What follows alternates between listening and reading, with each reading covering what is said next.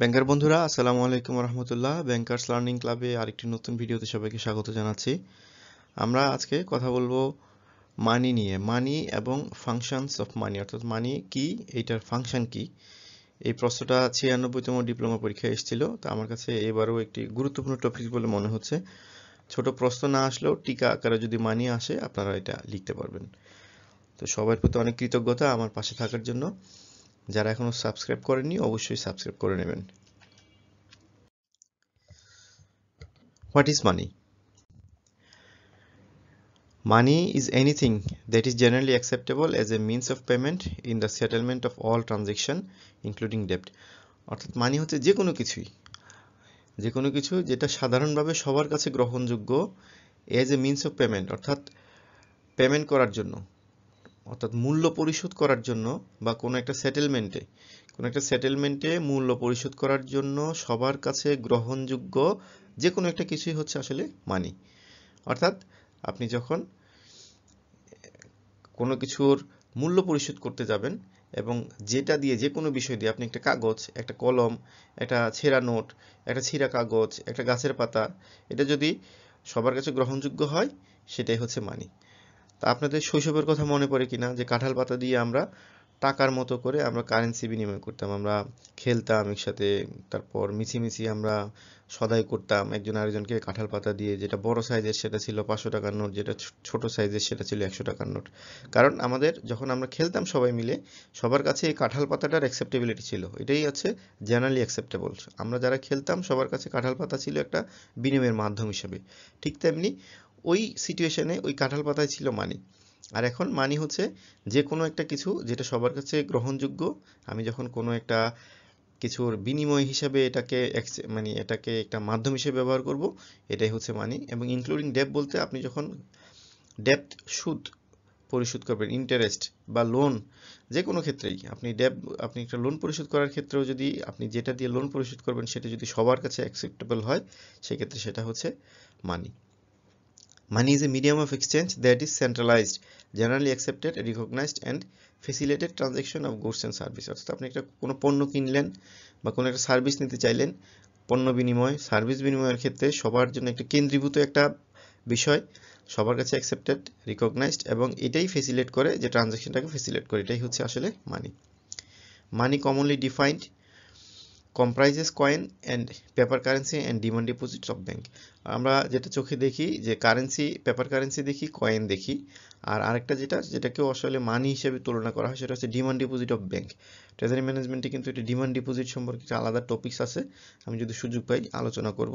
অর্থাৎ আপনি এই সবাইকে কিন্তু মানি হিসাবে ট্রিট করতে পারবেন, সেটা কয়েন যেটা আমরা চোখে দেখি, যে পেপার কারেন্সি, আর ব্যাংকের ক্ষেত্রে যেটা ডিমান্ড ডিপোজিট, এটাকেও তারা মানি হিসাবে বিবেচিত করে। তো মানির কাজ কি? ফাংশন অফ মানি হচ্ছে চারটা basically. Money as a medium of exchange, unit of account, standard of deferred payment, store of value. Medium of exchange কি? এতক্ষণ যেটা আলোচনা করেছি সেটাই। Money is most important function is a medium of exchange to facilitate transaction. Without money all transaction would have to be conducted by barter which involves direct exchange of one goods or service for another. যখন money ছিল না, অর্থাৎ টাকা ছিল না, মুদ্রা ছিল না, তখন কি হতো? যে আমি বাজারে মুরগি নিয়ে গেলাম, আরেকজন ধান নিয়ে আসলাম, আমি একটা মুরগি দিয়ে তার কাছ থেকে আমি কিছু পরিমাণ, এক ঝুড়ি ধান নিয়ে আসলাম। বা আমি গরু নিয়ে গেলাম, তার বিনিময়ে আমি 5 বস্তা ধান নিয়ে আসলাম। বা আমি কাঁঠাল নিয়ে গেলাম, কারো কাছ থেকে 1 কেজি আম নিয়ে আসলাম। কিন্তু এই যে একটা গুডসের বিনিময়ে গুডস বা সার্ভিসের বিনিময়ে সার্ভিসের যে বিনিময় প্রথা, এখানে কিন্তু এক পক্ষ লুজার হচ্ছে, আরেক পক্ষ লাভবান হচ্ছে। কারণ এই মুহূর্তে আপনি যদি একটা মুরগি দিয়ে 1 কেজি আম নিয়ে আসেন, তাহলে এটা কিন্তু ফিজিবল না। কিন্তু একটা সময় যখন মানি ছিল না, তখন এই কাজটাই করা হতো। এবং যখন মানুষ বুঝতে পারলো যে তাদের এই যে বিনিময়ের মধ্যে একজন লুজার হচ্ছে, একজন বেনিফিটেড হচ্ছে, ধীরে ধীরে তারা এমন একটা মাধ্যম তৈরি করার চেষ্টা করলো যেটা দিয়ে একটা সমান ভ্যালু ক্যারি করে। ঠিক এভাবেই কিন্তু আসলে মুদ্রার প্রচলন শুরু। যাই হোক, money as a unit of account. Money also functions as unit of account, providing a common measure of the value of goods as services being exchange. সেটা হলো, আচ্ছা এটা পুরোটা আগে একটু পড়ি। Knowing the value or price of a good in terms of money enable both the supplier and the purchaser of the good to make decision about how much of the good to supply and how much of good to purchase. তো এই মানিটা একটা unit of অ্যাকাউন্টের মতো কাজ করে। Unit of অ্যাকাউন্টটা কীরকম, যে সবার জন্য একই রকম সে ভ্যালু ক্যারি করে। এই যে একই রকম ভ্যালু ক্যারি করে, যে আপনি যদি একটা 100 টাকার নোট হয়, অর্থাৎ এই 100 টাকার নোটটা মানে হচ্ছে 100 টাকার বাজার মূল্যে যে কোনো বিষয়, যে কোনো জিনিস যেটার মূল্য 100 টাকা হবে, এই নোটটা দিয়ে আপনি ওই জিনিসটার 100 টাকার সমপরিমাণ জিনিস কিনতে পারবেন। অর্থাৎ আপনি যদি এখন বাজারে 1 কেজি চালের দাম যদি 100 টাকা হয়, আপনি 100 টাকার একটা নোট দিয়ে ঠিক 1 কেজি চাল কিনতে পারবেন। বাজারে যদি 1 কেজি গমের দাম 50 টাকা হয়, অর্থাৎ আপনি ওই 100 টাকার নোট দিয়ে 50 টাকার 2 কেজি গমের ভ্যালু বাজার মূল্যে 100 টাকা হওয়ার কারণে ওই একটা নোট দিয়ে 2 কেজি গম কিনতে পারবেন। এবং এই যে কমনলি একটা নোটের যে ভ্যালু সবার জন্য সমান, এই কারণে একজন ক্রেতা বিক্রেতা কিন্তু সে ডিসিশন নিতে পারে যে তার এই নোটটা দিয়ে সে কি পরিমাণ ক্রয় করতে পারবে, এই নোটটার বিনিময়ে সে কি পরিমাণ বিক্রি করতে পারবে। অর্থাৎ এই যে একটা পণ্য বা সার্ভিসের আদান প্রদানের জন্য যে পরিমাণ নির্ধারণ করাটাও কিন্তু ক্রেতা বিক্রেতার জন্য খুবই সহজ, কারণ এই মানি, কারণ মানির যে ভ্যালু, সে ভ্যালু দিয়ে সে কিন্তু বুঝে যেতে পারে যে এই মানিটার ভ্যালুর বিনিময়ে আমি ঠিক কি পরিমাণ পণ্য দিব, কি পরিমাণ পণ্য কিনবো। ঠিক এভাবেই কিন্তু পণ্যের মূল্য নির্ধারণ হয়। Money is a standard of deferred payment.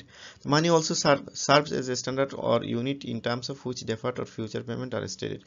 This applies to payment যদি ভবিষ্যতে কোনো ইন্টারেস্ট দিতে চাই, রেন্ট ভাড়া দিব কিংবা স্যালারি দিব, পেনশন, ইন্স্যুরেন্স প্রিমিয়াম ইত্যাদি। In a money using system the bulk of deferred payment are stipulated in money term. অর্থাৎ আমরা যে ভবিষ্যতে যে ডেফার্ড পেমেন্ট দিব, অর্থাৎ সামনের দিকে আমি যা পরিশোধ করব, সেটাও কিন্তু একটা স্ট্যান্ডার্ড সেট করে এই মানির কারণে।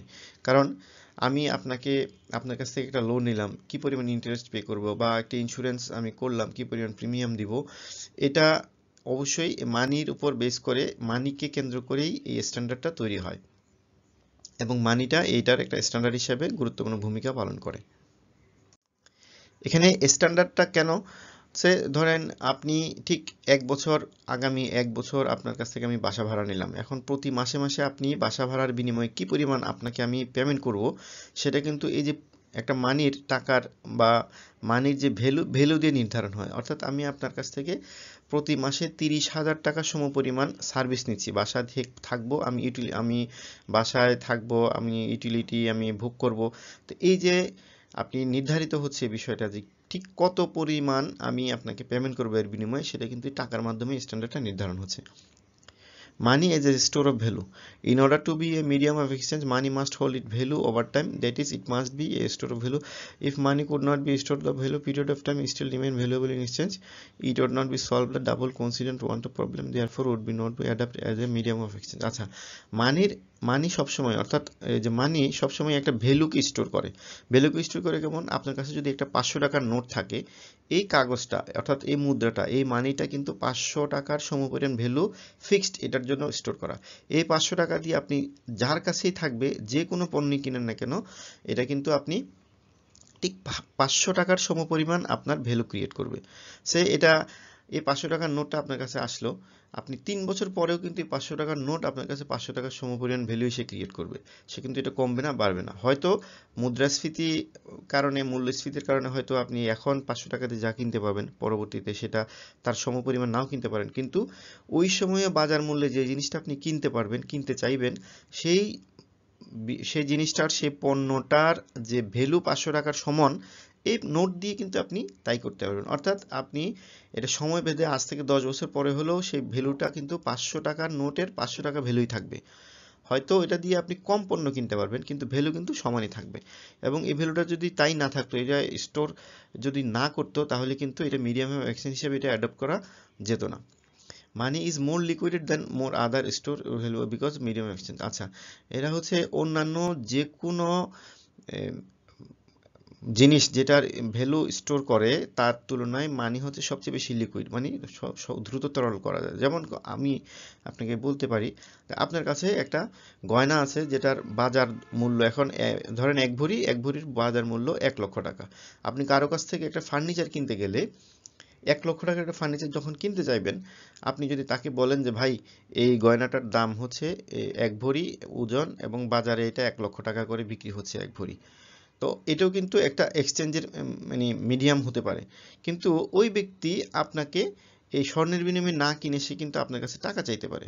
কারণ হচ্ছে এই স্বর্ণটা তাকে আবার এটা যদি অন্য কোথাও তা জেনারেলি অ্যাকসেপ্টেবল নাও হতে পারে, সেই স্বর্ণ দিয়ে কিন্তু বাজারে শাক কিনতে পারবে না, সবজি কিনতে পারবে না, তাকে এটা আবার টাকায় কনভার্ট করতে হবে।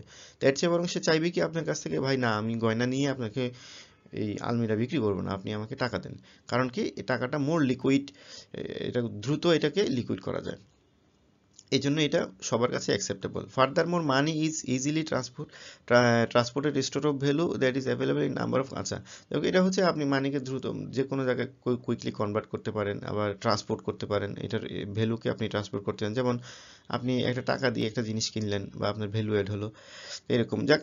এটা একটু জটিল, এটা লেখার দরকার নেই, আগের যে সহজগুলো যেগুলো বলেছি এগুলো আপনি মনে রাখার চেষ্টা করবেন, এবং এই কোশ্চেন যদি আসে অবশ্যই এটা আনসার করবেন। তো সবার প্রতি অনেক শুভকামনা থাকলো, দোয়া রইলো, আমার জন্য দোয়া করবেন।